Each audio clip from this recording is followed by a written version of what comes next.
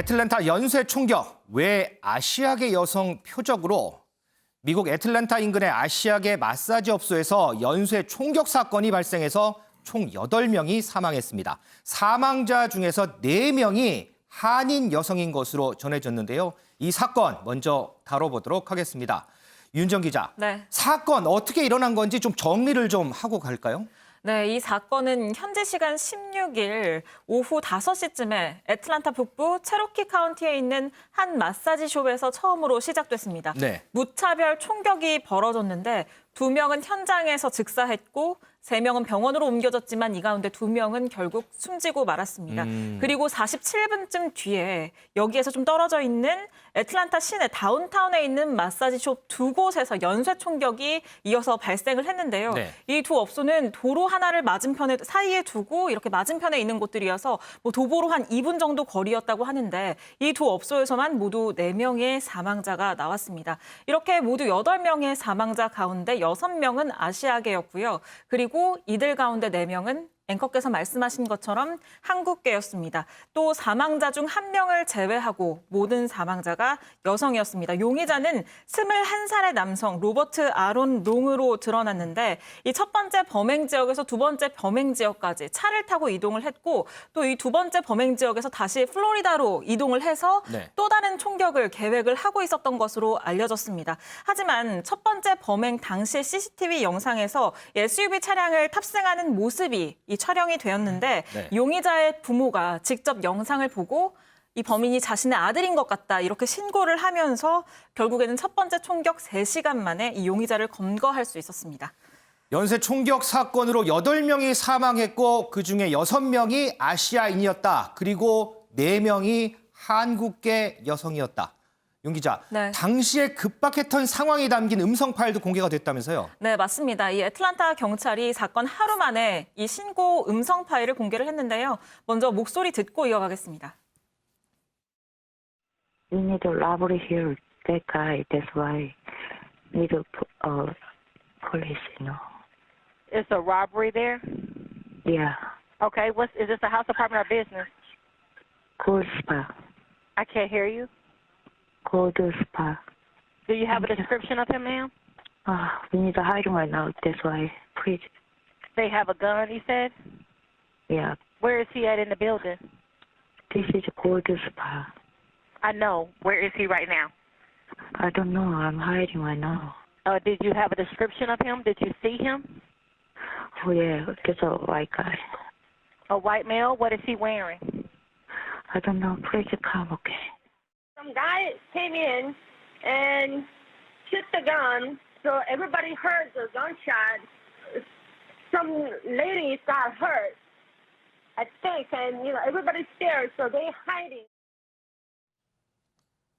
지금 이게 갑작스러운 총격에 급하게 몸을 숨기고 지금 신고를 한 거거든요. 그래서 조용조용하게 네. 이렇게 얘기를 하는군요. 그런 만큼 제발 와달라 이렇게 능숙하지 않은 영어로 숨죽이고 얘기하는 게 듣는 사람에게까지 공포감을 그대로 전달을 하고요. 네. 또 특히나 영어가 능숙하지 않고 또 굉장히 놀란 탓에 묻는 말에 제대로 대답도 하지 못하는 그런 모습을 보이기도 했습니다. 자, 그러면 이동석 기자, 21살의 로버트 아론 롱. 이 남성은 왜 마사지 업소의 여정원분들을 상대로 총격을 가했을까? 그 이유는 밝혀졌어요?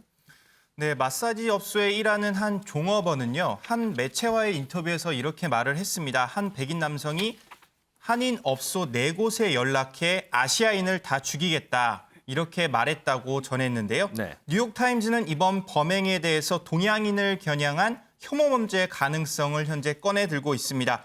코로나19로 아시아인에 대한 반감이 커지면서요. 현재 미국에선 혐오 범죄가 굉장히 많이 일어나고 있거든요. SNS상에선 범인의 기타 실력 또한 공개가 됐는데요. 먼저 기타 실력 한번 보고 오시겠습니다. 네, 굉장히 지금 기타를 치면서 노래도 이렇게 부르는 모습인데요. 용의자가 직접 기타를 치는 모습인가 보죠? 네, 맞습니다. 용의자가 집에서 기타를 치는 모습인 것 같습니다. 현재 SNS상에서 기타 실력이 지금 굉장히 오르락 내리고 있거든요. 일단 온라인상에서는 용의자가 올린 걸로 추정되는 글 또한 현재 확산이 되고 있습니다.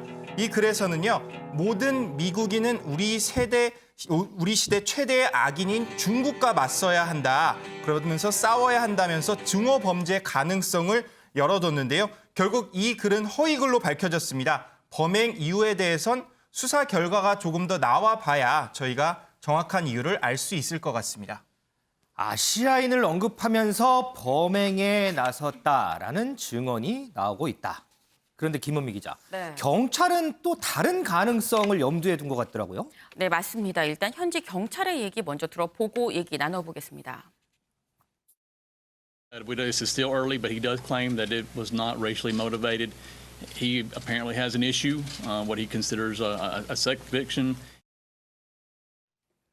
네, 경찰은 용의자가 인종차별이 아니라 성중독 때문에 범행을 저지를 가능성이 있다라고 지금 얘기를 했습니다. 인종차별이 아니라 성중독 때문에 범행을 저질렀다. 네, 그래서 성중독이 뭔지 한번 찾아봤는데요. 이 네. 성중독이라는 게 성행위에 대한 어떤 과도한 충동을 느껴서 여기에 만족을 하지 못하게 되면 어떤 문제가 되는 행동으로 이어지는 정신질환입니다. 그러니까 이런 성중독 때문에 이런 범행을 저지를 수 있다라고 지금 경찰이 얘기를 한 건데 이 용의자는 지금 독실한 기독교 신자로 알려져 있죠. 네. 근데 그러다 보니까 여성 종업원들이 일하는 이 마사지숍, 마사지 업체가 자신의 어떤 성욕망의 배출구로 인해서 자기가 자꾸 어떤 유혹을 받게 되기 때문에 아예 이 유혹의 싹을 자르겠다라는 그런 취지에서 업소를 없앤 거 아니냐란 뭐 그런 취지의 경찰의 얘기였습니다.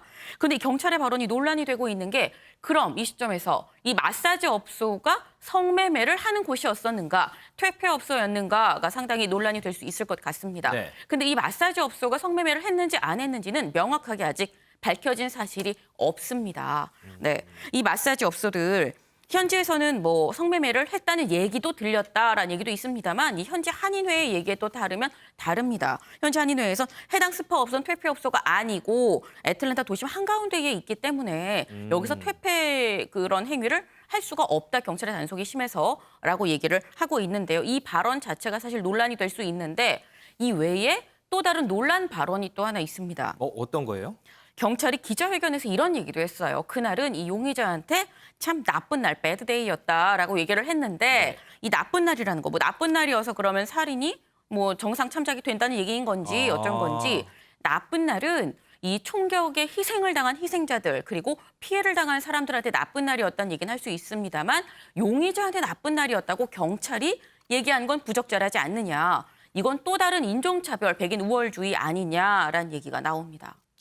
이동석 기자, 그런데 이 경찰 브리핑을 듣고서 현지의 한인들을 중심으로 비판이 나온다면서요? 네, 일단 경찰이 뭐라고 했는지 저희가 들어봐야 될 것 같은데요. 한인들이 왜 비판의 목소리를 내고 있는지 함께 듣고 오시겠습니다. 네, 뭐 성중독 때문에 자기의 성중독을 끊기 위해서 이런 범죄를 저질렀다는 좀 어떻게 보면 이해가 되지 않는 그런 주장을 펼쳤습니다. 존경받는 기독교인으로 활동을 했었는데 속으로는 이런 뭐 업소에 들어다니는 자기 자신의 그 갈등, 내적 갈등을 해소하는 해결하는 방법으로 이런 자기의 그 버릇을 끊기 위해서 이런 범죄를 저질렀다고 하는데요. 예, 인종 범죄냐고 물어봤을 때 아니요라고 대답했는데 그것도 이해가 되는 것이 인종 혐오 범죄일 경우 이제 형량이 많이 늘어나게 되거든요. 정신질환이죠. 성중독이면. 이런 경우면 형량이 굉장히 감소될 수도 있는 것이기 때문에 이런 부분으로 이제 진술을 몰아갈 수도 있다. 이런 분석도 지금 나오고 있는 상황입니다. 네, 총격 난사범이 성중독자라고 표현한 것에 대해 한인들은 형량을 낮추려는 꼼수다. 이런 걸로 지금 생각을 하고 있는 것 같은데요. 한인들은 수사를 지켜봐야 한다면서 명백한 증오 범죄, 이 중오 범죄라고 현재 주장하고 있는 상황입니다. 경찰이 성중독에 의한 범행이라고 하는 거는 형량을 낮춰보기 위한 꼼수다. 그렇습니다. 최근 미국에서 이 아시아인에 대한 혐오 범죄가 잇따르고 있는 가운데서 이런 총격 사건까지 벌어지니까 교민들의 두려움은 더 클 것 같습니다. 이동석 기자, 직접 현지 교민들 인터뷰 한번 해봤죠? 네, 그렇습니다. 오늘 아침 애틀랜타에 거주하고 있는 현지 교민과 통화를 했는데요. 일단 미국 애틀랜타엔 수많은 현재 교민이 거주를 하고 있습니다. 교민을 비롯한 그러니까 직장인들, 학생들, 주재원을 비롯한 10만여 명이 현재 애틀랜타에 지금 거주하고 있다. 이런 분석도 나오고 있는데요. 10만여 명이요? 그렇습니다. 미국 LA 한인타운에 이어 최대 규모의 한인타운이 현재 애틀랜타에 자리를 잡고 있습니다. 애틀랜타 교민은요, 오늘 아침 통화에서 불안하다며 침통한 분위기를 전했는데요. 먼저 어떤 얘기를 나눴는지 듣고 오시겠습니다. 조심해야지 이제 밤늦게 안 다니고 서로 이제 안부를 묻고 괜찮냐 조심하자 뭐 그런 분위기가 있지. 여성들은 특히 이 범죄 대상이 될 수 있기 때문에 더 불안에 떨고 있고 그 중국 사람들이랑 헷갈리잖아 사람이. 억울한 거지. 그런 데 대한 국적도 모르고 이제 막 사람들을 그렇게 무차별적으로 죽이니까 이런 범죄가 점점 늘어나지 않을까라는 이제 두려움이 더 있는 거지. 한인 상대로 하는 그 업주들도 불안하겠지. 네, 이 교민은요, 사건 현장으로부터 약 30분 정도 떨어진 거리에 위치하고 있다고 했는데요. 밤 늦게 돌아다니지 않고 교민들끼리 서로 안전을 이렇게 연락하면서 조심하자 이런 대화 내용이 다수라고 합니다. 특히 혐오 범죄가 늘어날까 교민 사회는 촉각을 곤두세우고 있는데요. 여성들이 특히 조심해야 한다면서 가급적 외출을 현재 자제하고 있다고 전했습니다.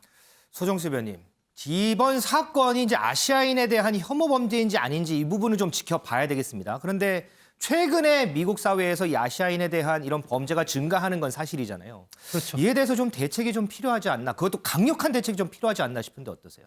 그렇습니다. 그 바이든 대통령과 해리스 부통령도 이제 이런 부분에 대해서 문제점을 인식을 해서 점점 그런 부분들이 이 아시아계 미국인들에 대한 혐오 범죄가 늘어나고 있고 굉장히 우려스럽다. 그 증오를 끊어야 된다. 이런 얘기를 했는데 미국 인권단체가 만든 혐오 범죄 신고 사이트가 있어요. 네. 거기 지난해 2월부터 올 3월까지 신고된 것들을 보면 한 3,800건 정도 아이고, 네. 이렇게 되는데 첫 번째가 이제 중국계 미국인들 한 42.2% 되고 한국계 미국인은 한 14.8%. 네. 그다음에 이제 베트남계 이렇게 넘어가는데 왜 그 트럼프 전 대통령 때 이 코로나19와 관련해서 이건 중국 바이러스다. 맞아요, 네. 라고 이제 트럼프 대통령이 계속 얘기를 했지 않습니까? 네.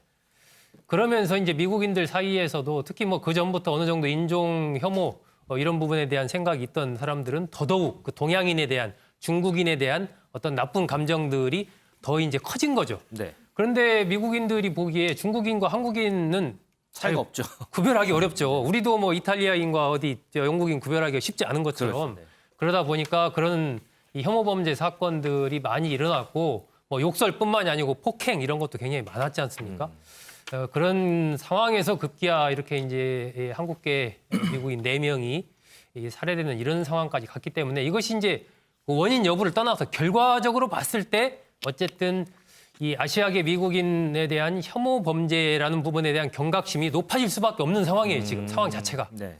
그래서 바이든 대통령도 굉장히 상황을 심각하게 인식을 하고 있는 것 같고 아마 여러 가지 대책을 내놓을 것으로 보입니다. 그리고 미국의 그 셀럽들 뭐 그 모델 지지 하디드라든지 이런 유명 또 파카수라든지 이런 유명인들도 계속해서 해시태그에 아시아계 그 미국인에 대한 혐오를 멈추자 이 운동을 펼치고 있거든요. 네. 그래서 이러한 어떤 문화적인 흐름과 함께 아마 미국 정책 당국에서도 굉장히 좀 강력한 어떤 그런 대책이 좀 나와야 어떤 고리를 좀 끊지 않을까. 이번 사태가 그런 부분에 대한 좀 혐오를 끊는 하나의 중요한 좀 분기점으로 작용을 했으면 하는 바람입니다. 인종차별 문제로 최근에 큰 홍역을 치렀던 미국이 지난 대선에서 역사상 첫 흑인이자 첫 아시아계 부통령을 탄생시켰습니다. 미국 내 뿌리 깊은 인종차별 문제에 대해서 바이든 행정부가 해법을 내놓을 수 있을지 관심이 가는 대목입니다.